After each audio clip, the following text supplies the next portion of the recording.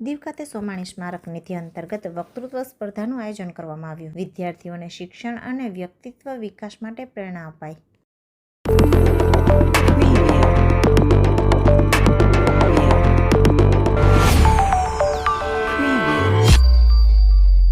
કેન્દ્ર શાસિત પ્રદેશ દીવની સરકારી ઉચ્ચતર માધ્યમિક શાળામાં આજે સ્વ આચાર્ય શ્રી આંબાલાલ સોમાણી અને સ્વ નિર્મળાબેન સોમાણી સ્મારક નિધિ અંતર્ગત વક્તૃત્વ સ્પર્ધા તથા સન્માન સમારોહ કાર્યક્રમ આયોજિત થયો.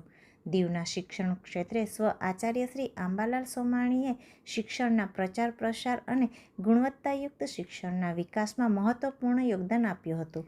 તેમના અમૂલ્ય યોગદાનને સ્મરણમાં રાખી દર વર્ષે સોમાણી સ્મારક નિધિ કાર્યક્રમનું આયોજન કરવામાં આવે છે. કાર્યક્રમમાં મુખ્ય અતિથિ તરીકે ડેપ્યુટી કલેક્ટર શિવમ મિશ્રા ઉપસ્થિત રહ્યા હતા. અતિથિ વિશેષ તરીકે નગરપાલિકા પ્રમુખ Haresh Pancha Kapadia, education officer Arvind Solanki, executive engineer Vikas Pandey, hotel એસોસિએશનના પ્રમુખ યતિન ફુગરો, નસરુભાઈ જીવાણી, પૂર્વ એજ્યુકેટિવ એન્જિનિયર ચેતન સોમાણી તેમજ શાળાના ઇન્ચાર્જ પ્રિન્સિપાલ વિજયભાઈ સહિતના મહાનુભાવો હાજર રહ્યા હતા. કાર્યક્રમની શરૂઆત દીપ પ્રાગટ્યથી કરવામાં આવી હતી. ત્યારબાદ ઉપસ્થિત મહેમાનોનું પુષ્પગુચ્છ આપી સ્વાગત કરવામાં આવ્યું. કાર્યક્રમ દરમિયાન વક્તૃત્વ સ્પર્ધાનું આયોજન કરવામાં આવ્યું હતું, જેમાં વિદ્યાર્થીઓએ ઉત્સાહપૂર્વક ભાગ લીધો હતો. સ્પર્ધામાં પ્રથમ, દ્વિતીય અને તૃતીય સ્થાન મેળવનાર વિદ્યાર્થીઓને ઇનામ આપી પ્રોત્સાહિત કરવામાં આવ્યા હતા. ઉપરાંત અન્ય સ્પર્ધકોને આશ્વાસન ઇનામો પણ આપવામાં આવ્યા હતા. પરીક્ષામાં શ્રેષ્ઠ પ્રદર્શન કરનાર વિદ્યાર્થીઓનું પણ સન્માન કરવામાં આવ્યું હતું. આ પ્રસંગે અધ્યક્ષ સ્થાને રહેલા ડેપ્યુટી કલેક્ટર શ્રી શિવમ મિશ્રાએ વિદ્યાર્થીઓને સંબોધતા જણાવ્યું હતું કે શિક્ષણની સાથે શિસ્ત, રમતગમત અને અન્ય તમામ ક્ષેત્રમાં મહેનત અને સમર્પણથી કાર્ય કરવાથી ઉજ્જવળ ભવિષ્યનું નિર્માણ થઈ શકે છે. તેમણે વિદ્યાર્થીઓને સતત પ્રયત્નશીલ રહેવા અને જીવનમાં સફળતા પ્રાપ્ત કરવા માટે પ્રેરણાદાયી માર્ગદર્શન આપ્યું હતું. કાર્યક્રમ દરમિયાન શાળાના ઇન્ચાર્જ આચાર્ય વિજયભાઈ દ્વારા શાબ્દિક સ્વાગત કરવામાં આવ્યું હતું, જ્યારે આભાર વિધિ ગજાનંદભાઈ દ્વારા થઈ હતી. આ કાર્યક્રમમાં શિક્ષકગણ, વિદ્યાર્થીગણ, યાસ્મીનબેન જીવાણી તેમજ મોટી સંખ્યામાં મહાનુભાવો ઉપસ્થિત રહી કાર્યક્રમને સફળ બનાવ્યો. નજીક હોય છે તેના અવસરને શોભાયમાન બનાવો. હું સારા પરિવાર વતી શબ્દરૂપી પુષ્પથી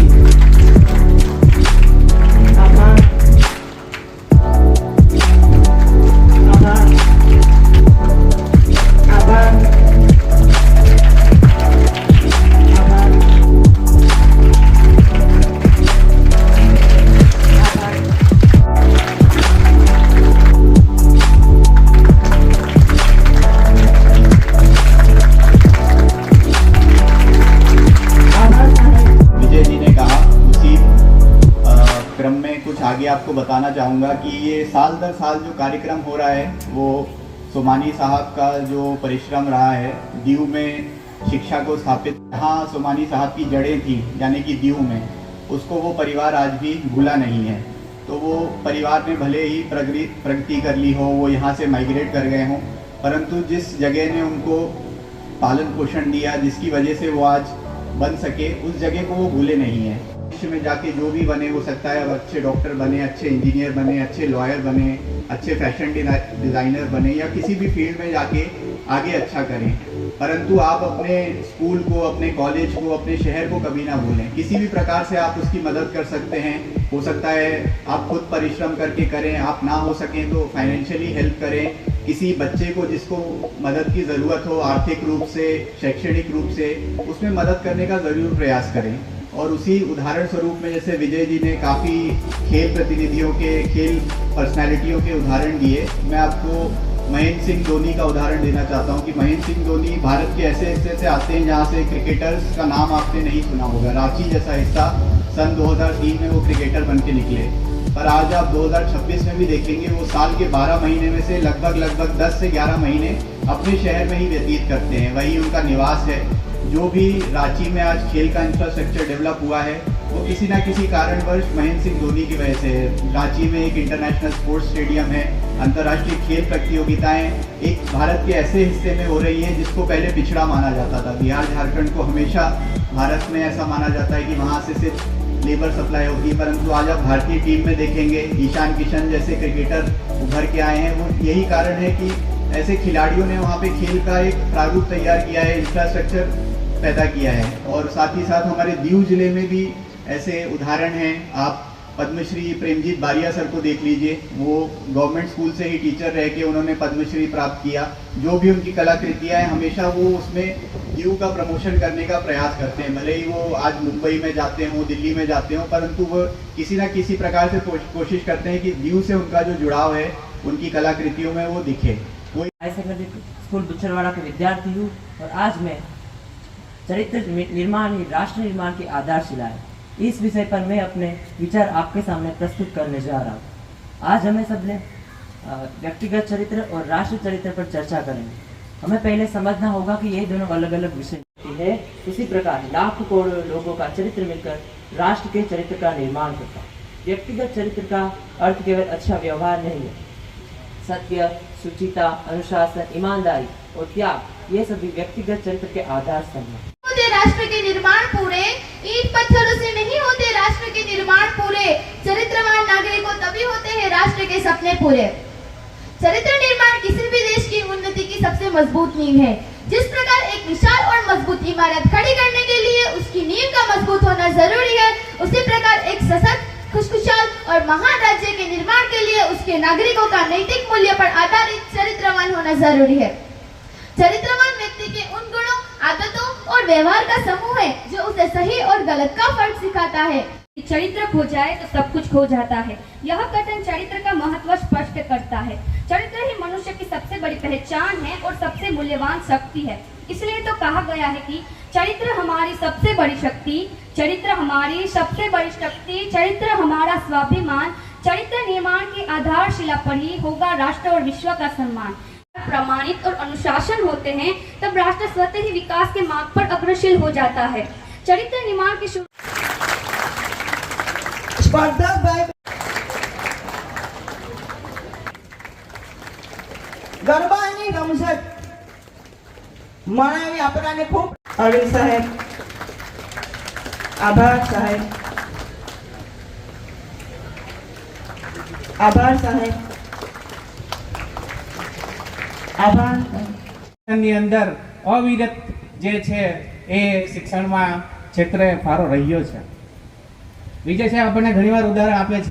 એક વિદ્યાર્થી એમને પેટ્રોલના ભાવ વધ્યા એટલે સોલારની અંદર કાર છે એ બનાવી છે। ફાટેલા તૂટેલા જે ભંગાણ છે એ ભંગાણનો ઉપયોગ કરી અને એમણે સોલાર કાર બનાવી છે। કુમાર સોમાણી એ જે સોમાણીનો સન છું, રિટાયર્ડ સુપરિન્ટેન્ડિંગ એન્જિનિયર દમણથી દાદરનગર હવેલીનો છું ને મારો બ્રધર છે એ બી આઈવીએફ સ્પેશિયાલિસ્ટ છે, ગાયનેક ડૉક્ટર છે, સિસ્ટર બી ડૉક્ટર છે। અમે સોમાણી ફેમિલી જે છે, અમને મારી મધર બી ટીચર હતા। એ જે સોમાણી જે છે મારા ફાધર, એ બંને આમ જોવા જઈએ તો એ જે સોમાણીએ બી શરૂઆત કરી તો એ શરૂઆતમાં પહેલાં લીંબડી રાજકોટ ડિસ્ટ્રિક્ટની અંદર એ એડીઆઈ હતા, એજ્યુકેશન ઓફિસર। ત્યાંથી યુપીએસસીનો ઇન્ટરવ્યૂ આપી અને headmaster, high school headmaster gazetted post છે એ સિલેક્ટ થઈ અને અહીં દીવની અંદર 63માં એમનું પોસ્ટિંગ આવ્યું। એની સાથે હું તો 7 વર્ષનો હતો, એમની સાથે મારી મમ્મી સાથે। મમ્મી બી અહીં ટીચર તરીકે એમણે જોઈન્ટ કર્યું સ્કૂલની અંદર અને એમણે હાઈસ્કૂલમાં હેડમાસ્ટર તરીકે જોયું। પણ અહીં જ્યારે આવ્યા ત્યારે અહીં આવીને જોઈએ છે તો અપાસરો જે છે મહાલક્ષ્મી ટેમ્પલની બાજુમાં, એ અપાસરામાં ખાલી 2 રૂમ હતા અને એ વખતે લાઇટ હતી નહીં। સાંજના ટાઈમે બી છે એ પોર્ટુગીઝ ટાઈમે જનરેટર ચાલતું, પોર્ટુગીઝ પછી બી થોડો ટાઈમ સુધી 5 વર્ષ એવું રહ્યું કે જનરેટર ચાલતું નહીં, કોઈ લાઇટો હતી નહીં। તો ફાધર છે એ 2 રૂમની અંદર છોકરાઓને ભણાવતા। શરૂઆતમાં 8મું 9મું કર્યું, પછી 10મું કર્યું, પછી એસએસસીનું સેન્ટર લઈ આવ્યા। એ બી ત્યાં બેસી લખાપટ્ટી કરી અને સાંજના પેટ્રોમેક્સ લઈને ખુદ જતા। એની યારે પટાવો હતો નારણભાઈ કરીને, એ હાથમાં પેટ્રોમેક્સ લે, ફાધર આગળ ચાલે અને ત્યાં એમણે સ્કૂલની અંદર આ જે છે આખું બધું 1 by 1 જેટલા વીઆઈપીઓ આવે કે વિઝિટ કરે ત્યારે કહે કે મારી સ્કૂલમાં મારે બિલ્ડિંગની જરૂર છે, આ ફીની જરૂર છે, આટલું આપણે રમતગમત આ બધા સેન્ટરની જરૂર છે, બધા પાસે અને આ આપણા બાળકો માટે જ છે એમ માંગણી કરી અને એક પછી એક સ્કૂલો બનતી ગઈ અને છોકરાઓ બી આગળ આવતા ગયા। એમને મને યાદ છે કે એમનો આખો પગાર કેટલા છોકરાઓને ઘરે જઈને કહેતા કે આને દીકરીઓના ઘરે જઈને કહેતા કે એમને તમે ભણવા કેમ નથી મૂકતા, કારણ કે પોર્ટુગીઝ શાસનનો જસ્ટ અંત જ આવ્યો હતો. પછી હજી એટલી બધી આપણામાં એવી શુભેચ્છા નહોતી આવી કે ભાઈ દીકરીઓને આ લોકોને ભણાવવા. તો ફાધર ઘરે ઘરે જઈને કહેતા કે તમે અહીં સ્કૂલમાં મૂકો. 7મા 5મા પછી ઉઠાડી લેતા, એમને કે નહીં ઉઠાડો, તમને ફીની તકલીફ હોય હું આપી દઉં. એમનો આખો પગાર જે છે એ છોકરાઓની ફીમાં જ હતો. મધરના પગાર જે છે ટીચર, એનાથી અમારું ઘર ચાલતું. ફાધરે કીધું કે નહીં, અને એમને લાગણી હતી કે મારે આ દીવમાં જે હું પોસ્ટિંગ મળ્યું છે અને દીવમાં મારી જે કર્મભૂમિ દીવ થઈ છે, તો એની અંદર જ હવે મારે આને ખૂબ આગળ વધવાની મારી જવાબદારી છે અને હું વધારીશ. અને એ જ્યારે 73માં એક્સપાયર થઈ ગયા, 63માં જોઈન્ટ કરેલું, ત્યાં સુધીમાં તો એમને લગભગ 7-8 હાઈસ્કૂલ લેવલની સ્કૂલો થઈ ગઈ. અને એમના જે એને બીજું આ સાથે આ પ્રોગ્રામમાં નિર્મળાબેન સોમાણી બી સાથે જ છે, બેનો જોઈન્ટ પ્રોગ્રામ છે. તો નિર્મળાબેન સોમાણીએ બી સોશિયલ વર્કર તરીકે, બધા સ્કૂલના ટીચર તરીકે એમને આખા દીવની હંમેશા સેવા કરી બધા, અને એ બા તરીકે, દીવના બા તરીકે ઓળખાતા. અને એમને ફાધરના ગયા પછી બી એમનો જે વારસો છે એ ચાલુ રાખ્યો છે. અને મને આનંદ છે કે દીવ અત્યારે ક્યાંનું ક્યાં પહોંચી ગયું છે. ધીરે સ્કૂલ લેવલે, એજ્યુકેશન લેવલે એના છોકરાઓ ક્યાંના ક્યાં અત્યારે ડૉક્ટરો થયા છે, એન્જિનિયર થયા છે. અમે બી એક જ છે, હું બી, મારો બ્રધર બી, એનો તો જન્મ બી અહીં થયેલો છે દીવની અંદર. જે ડૉક્ટર છે, ડૉક્ટર કૃષ્ણા છે, એનો બી જન્મ અહીં દીવની અંદર જ થયેલો છે. તો આ બધા બી અહીંથી ભણીને આગળ વધ્યા છે. અને અત્યારે બહારના ભાગમાં નેશનલ ઇન્ટરનેશનલ લેવલે બી સેમિનારમાં અત્યારે એનું સિલેક્શન થાય છે. એ લોકો દીવનું ના, મારા ખુદના છોકરાઓ અહીંથી ભણીને ગયા. એ લોકો બી ગુજરાત લેવલે, ઇન્ડિયા લેવલે ટોપર તરીકે ત્યાં ફેમસ ડૉક્ટર તરીકે કામ કરતો. તો આ બધું દીવને અને દીવના લીધેલા એજ્યુકેશનને આભારી છે. હું દીવની જનતાનો, દીવ પ્રદેશનો આભારી છું. અને આ રીતે અમારું ફેમિલી પૂરી દીવની સેવા હંમેશા करતું રહેશે. हाँ, थैंक यू.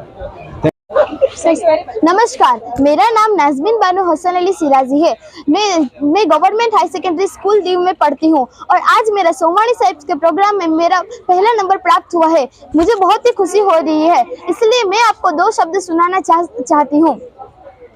चरित्र निर्माण किसी भी देश की उन्नति की सबसे मजबूत नींव है। जिस प्रकार एक विशाल और मजबूत इमारत खड़ी करने के लिए उसकी नींव का मजबूत होना जरूरी है, उसी प्रकार एक सशक्त, खुशखुशाल और महान राज्य के निर्माण के लिए उसके नागरिकों का नैतिक मूल्य पर आधारित चरित्रवान होना जरूरी है। चरित्रवान व्यक्ति के उन गुणों, आदतों और व्यवहार का समूह है जो उसे सही और गलत का फर्क सिखाता है। किसी भी देश के नागरिक ईमानदार, अनुशासित या कर्तव्यनिष्ठ होते हैं तो उस देश को आगे बढ़ने से कोई नहीं रोक सकता। अंत में मैं आपको एक पंक्ति सुनाना चाहूंगी। सच की राह जो चलते हैं ना कभी वो गिरते हैं, सच की राह जो चलते हैं ना कभी वो गिरते हैं, ऐसे ही इंसानों से राष्ट्र के भाग्य खिलते हैं। धन्यवाद.